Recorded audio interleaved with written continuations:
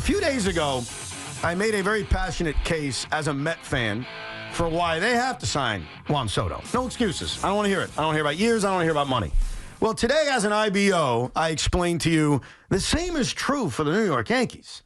They can't lose him. And the thing that kind of boggles my mind, and I got a feeling Tiki's like, oh, don't get crazy, Evan. I'm not crazy. I'm real. And I'll say this about the Mets. I'm going to say it about the Yankees. There is no amount of money that will scare me off.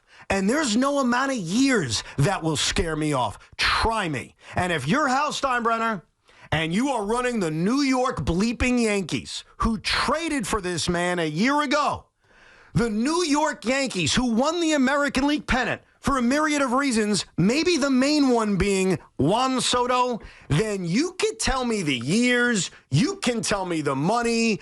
There is no excuse if you are the freaking Yankees for getting outbid on Juan Soto. Why is there no excuse? Couple of reasons. Number one, you're the Yankees. So financially, this should not be an issue. But financially, it's not an issue for a lot of teams at this point. There are billionaires. You did this the other day. Yeah. All over Major League Baseball right now. And obviously, your owner is one. The guy in Baltimore is another. The guy in Toronto is another one. They're all over. But Dodgers obviously are multi-billions with the private equity firm that owns them. There's billionaires all over Major League Baseball. Sure. It's not just a one or two man show any longer. But you know what the difference is, though? Because you're right. They all have the ability to do it. Other than Steve Cohen, who's a real wild card in this whole thing, all of those other owners will walk away at some point. There'll be a number in which they say, that's too rich for us. There's an amount of years in which they say, that's too rich for us. We don't know about Steve Cohen, and I've already given the warning as a Met fan. He should never walk away from it. But if I'm Hal Steinbrenner and I run the Yankees and I made the commitment to trading for this gentleman a year ago, then I'm playing that same poker game where there is no amount of money, as absurd as it may get, there's no amount of years, as absurd as that may sound, where I would say I'm tapping out. Yeah. And so I'm in this fight till the bitter end because I'm the Yankees. He's my player. I traded for this player. And I also know my avenue to winning a world championship is paved a lot clearer if Juan Soto's on my team. I mean, there's no doubt about that because of how great of a player he is. But this is now a business conversation from how much money you can afford or want to spend, and then how much is it going to take. And you know, there's a thought in other sports. I think basketball, to an extent, works this way. Football definitely works this way because I saw it happen last year with the Chicago Bears when they traded for Montez Sweat.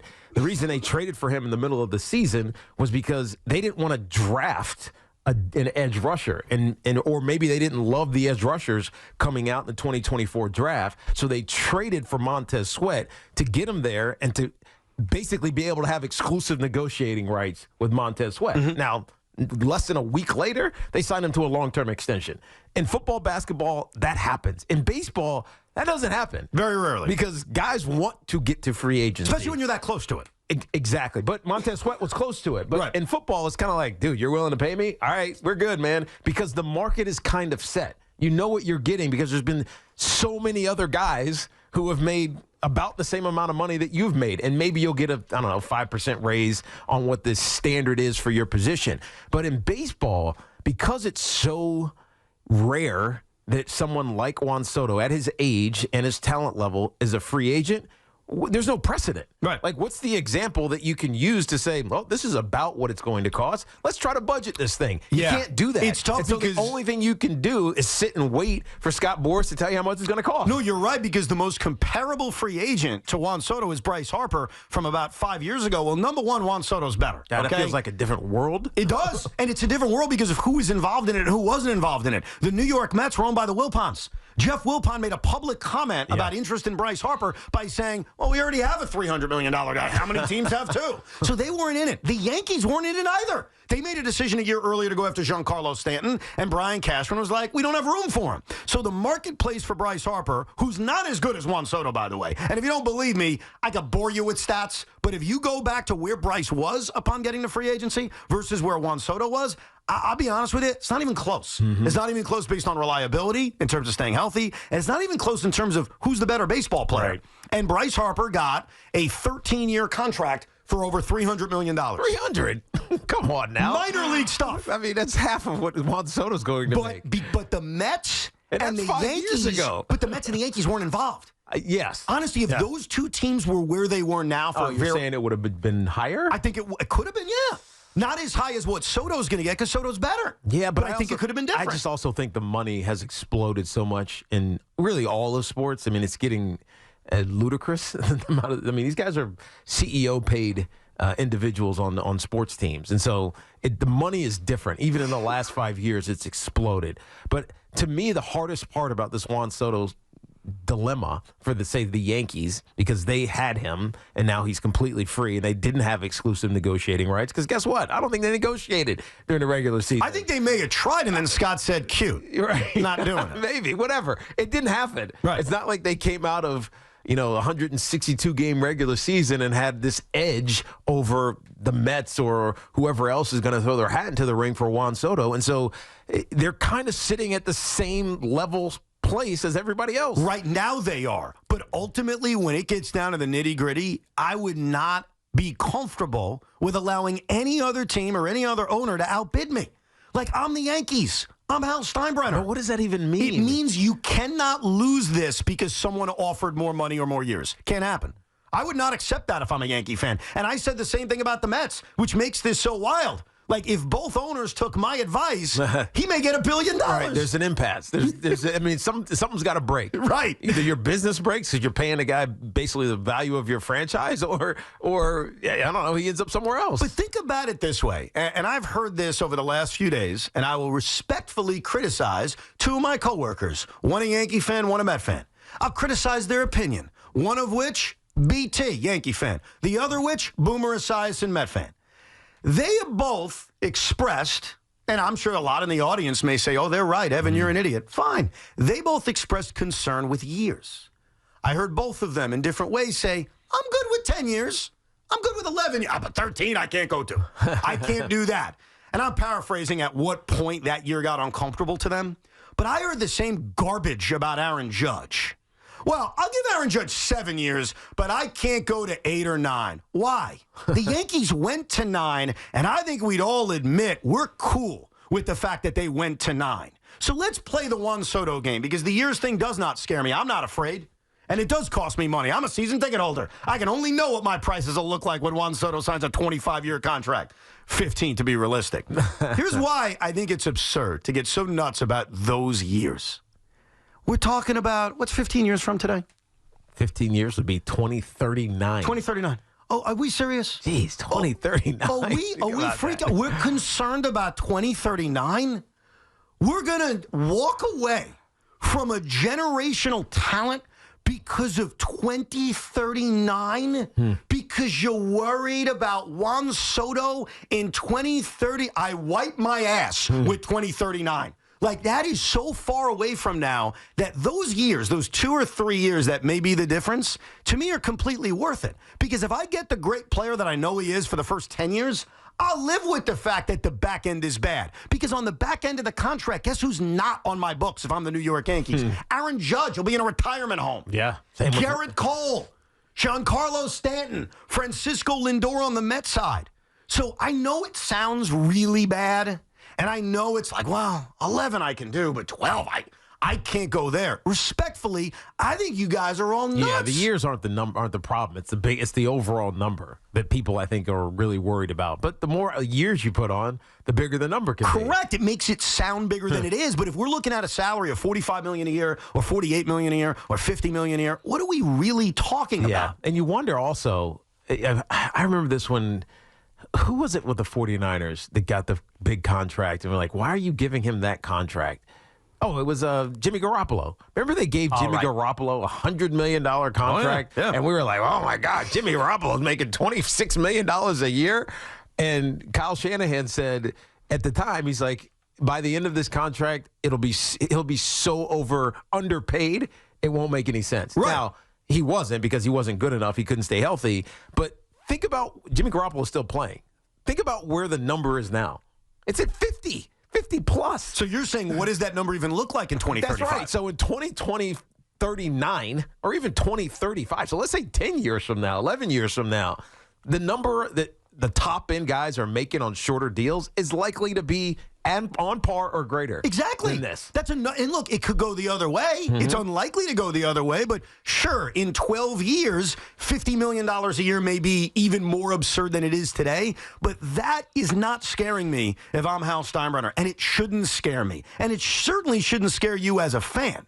Like, really? 12 years, yes? 14 years, no? What are we talking about here? Like, to secure this baseball player, this brilliant offensive player, this 26-year-old stud, this guy who's going to be great for a decade. I don't know what he is in year 13, but what I'm telling you is stop worrying about year 13. Yeah. We don't even know if we're going to exist in year 13. It's kind of the same thing you could say about Francisco Lindor, his deal, which is big in 10 years from now. But think about that. That's 34. It's a long time from now. It's a long time from now. Like, you have to worry about it. There's so many factors. Like, I just read a story out of South Carolina that 30 monkeys that were being genetically tested, they escaped. We all know where this goes. They're going to get smart. They're going to turn on us. They're going to run our government. There won't even be baseball in 12 years. Are you being serious? The story is real. Yeah. No, that's a joke. We'll see Tiki in an hour. This is a rabbit hole he's definitely going down. What the heck? Oh, yeah, I don't make this stuff up. Are they being genetically engineered and being given serums that, help some sort of disease? Here's what I will tell you. Maybe an adult had? Here's what I'll tell you. Police have warned South Carolina residents to secure their doors and windows after 40 monkeys escaped a research facility. We know where this goes. So here's my point. All right? And maybe that's not the best example. Maybe the financial example is the best one. But we may not exist in 13 years. So to get hung up on the years that you're giving Juan Soto is a mistake. Hal Steinbrenner and Steve Cohen, but for the sake of right now, Hal Steinbrenner can't make that mistake. And if I'm a New York Yankee fan, I would deem it unacceptable to lose Juan Soto in free agency because another team outbid me. Can't happen.